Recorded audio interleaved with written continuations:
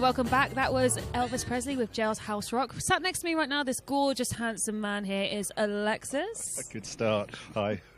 And you're a music producer. That's all the information I have. So you are going to have to fill in some blanks for me and tell me what exactly, besides being a music producer, it is you do and what have you worked on. So I'm a music producer in the sense that I produce music. I am. I'm a composer of music. I also make films, and more over the last few years I've been writing music for either films I've made or for other people's films. I'm actually based in a university, so I've got a salaried job, which is very rare for someone involved in films and music. It's wonderful. But yeah, and I get to, as part of my university work, I get to make some of these films that I soundtrack, and I get to meet people who ask me to soundtrack other films as well. Okay, so what kind of films have you worked on that we're possibly allowed to know about? Oh, you're allowed to know about all of them. I actually started by working on, by re-soundtracking silent films. I don't know if you remember that. It was kind of a craze for this, these old silent feature films. And they would show them in cinemas with either a live soundtrack or with new soundtracks by people. So the first thing that I did, which was kind of a trial by fire for soundtracking, was I was commissioned to soundtrack an hour and 20-minute long silent film that was made by Shackleton and his crew, who did this disastrous well, it was very brave, but it was disastrous expedition to the South Pole that went totally wrong, and their ship sunk through the ice. It's incredible that they had this footage and that they survived and the footage survived. And what's bizarre about this film, so it's my first introduction to soundtracking. The first hour is this incredibly dramatic story of bravery and tragedy and survival. And then suddenly, for the last 20 minutes, they have all this footage that they took on Puffin Island, or Pelican Island. I've forgotten the name of the island. It became like a David Attenborough program. So I somehow had to soundtrack this hour and 20 film that was an hour of drama and tragedy and 20 minutes of David Attenborough. So it was a really shocking introduction to the whole process. Okay, so obviously, how exactly do you get the inspiration to do like a particular piece or score for a film? It's because to me, it's like when I watch any film and listen to the score, and especially when you download the soundtrack, like the OST, it's just like it fits beautifully. And I'm like, how do you do that? Because that's a lot of work, isn't it? Do you actually write it from scratch, or do you get inspiration and pull bits in from anywhere else? Or I'm not 100% sure exactly the process. It's a very good question, because an hour and 20 minutes, if I'm asked to, often I'm commissioned to do, when I'm commissioned to do a piece of music that isn't for a film, it'll often be for 10 or 15 minutes, and then suddenly someone comes along and says, write me a 90-minute piece of music. And not only that, it's got to be constrained to fit with this 90 minutes of drama. It's got to play second fiddle to it. So obviously the first thing I have to do is watch the film, kind of watch it maybe multiple times. And actually a technique I used, because the first few times I did this, I was overwhelmed. Yeah, and it wasn't so much the inspiration as just overcoming the fear of writing that much music that was so heavily constrained. Because when you're composing normally, you can just go with your inspiration.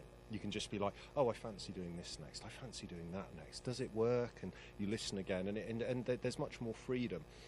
But then when you do it, a film already has an emotional arc that you have to fit into. So what I've tried doing a couple of times is I'll watch the film, and I'll actually have a piano keyboard in front of me, and I'll kind of improvise to bits of the film, and I'll record what I'm doing, so then I can go back in and actually and I don't know, it becomes like building blocks.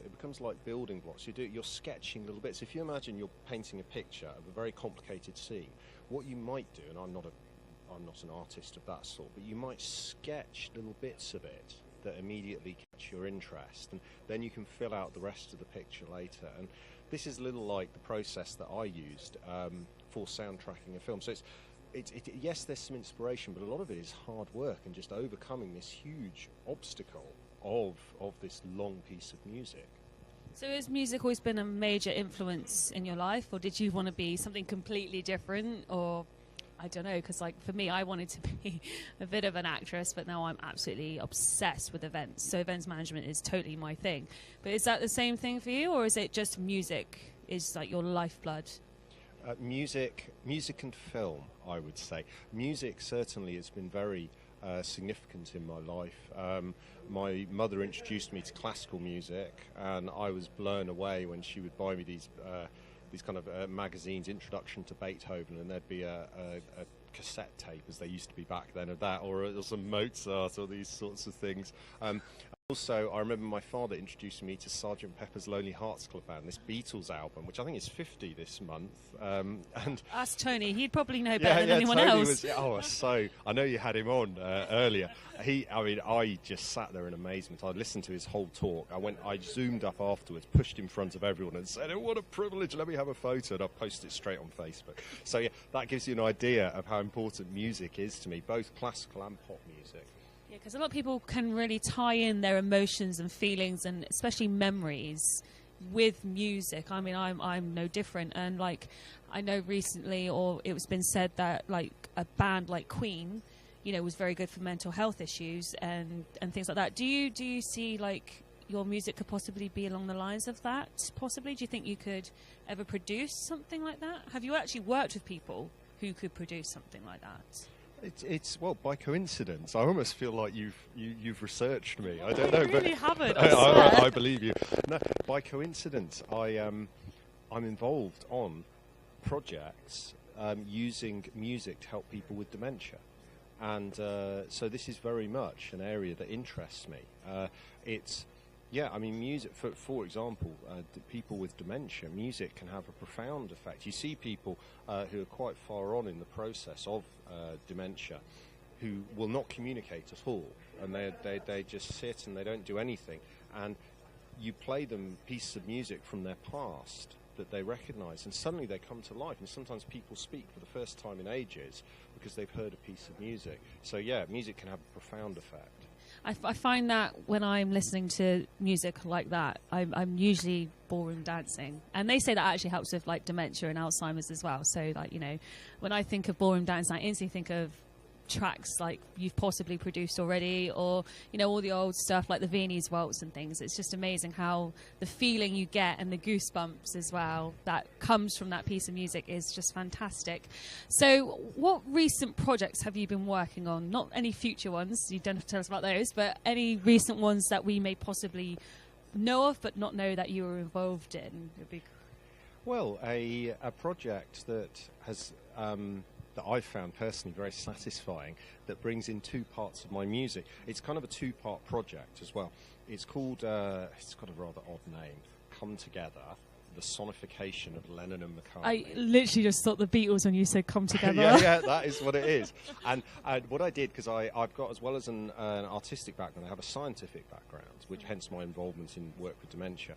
And what I did is I analysed, because I'm a huge fan of the Beatles, I analysed the lyrics of John Lennon and Paul McCartney all the way from kind of 63 up to the end of their, not the end of their solo careers, but 1980 when Lennon was assassinated.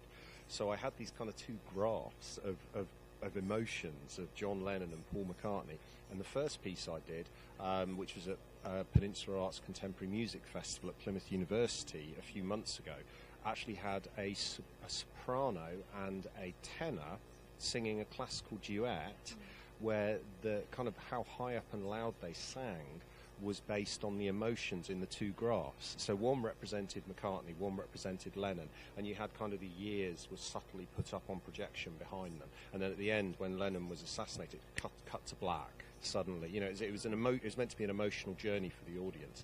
Now, I'm so happy a project inspired by that is happening at the Port Eliot Music Festival in July, which is actually, if I get this right, the 60th anniversary of Lennon meeting McCartney at a garden fete when they formed the Quarrymen, which is this July. And what I've done there is I've written quite a long poem which is going to be performed by an actor. And underneath that there's going to be quite subtle ambient music. And once again, it'll have two parts, one representing the emotions of John Lennon, one representing the emotions of Paul McCartney.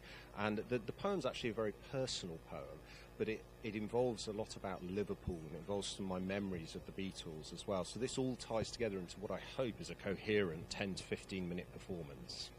So you said you teach this. You're a university professor, is that correct? Or lecturer? I research. Oh, you research it. Okay. So what university do you work at? Is it Plymouth University? Oh, so you're going to have to deal with me possibly next year. Why is that? I'm doing my BA up there. What's it in? Well, technically, I'm tourism, hospitality, and events management. Right. But I'm all about events, so obviously I'm going to need a lot of people. Well, I know my events. I've been doing a lot of events. Love it. I love it. So for people who wish to get into music production, what is the best advice you could possibly give them? I think two of the key things that I did is I got involved in networks of musicians and filmmakers, for example, for writing. So I offer to organise music events. It's interesting you talk about. I offer to organise music events. I tried to get to know lots of musicians and lots of people who might need music, like filmmakers, for example. And when I had the opportunities, I kind of did them for free initially. Or do them for very little pay. So these kind of two things are quite important. I think initially do it for free, though you need to get paid eventually. And the other thing is you can sit in your bedroom writing the most amazing music, but if you don't know the people, if they don't know you, then you're not going to get anywhere. So find ways to build the network, whether that's by organising events, going to social events that people go to. I'm not talking about crappy cocktail parties where you have to stand there in a suit. No, it's not that. There are groups of artists that meet up, and you can find out about it at Art Centres and all those sort of things. Get involved in those. There's almost like support groups, I think, and that can really help. Okay, so what's your plan then for the rest of the day here at the film festival? Well, my plan today is I've seen the Tony Bramwell. There's a talk at 2:00 by Luke Jeffrey, Zen and the Art of Filmmaking. So I'm hoping to make that. I'm giving a talk on film and writing music for film at 2:40, and obviously we've got Ian Richardson is coming along, and I'm a big fan of his, the comic strip and everything, so hoping to bump into him. Oh, excellent. Well, I hope you have a fantastic day, and thank you very much for taking your time out to speak to me. And that's it here from Jenny B at Riviera English FM Film Festival. Back to the music. This is Riviera FM.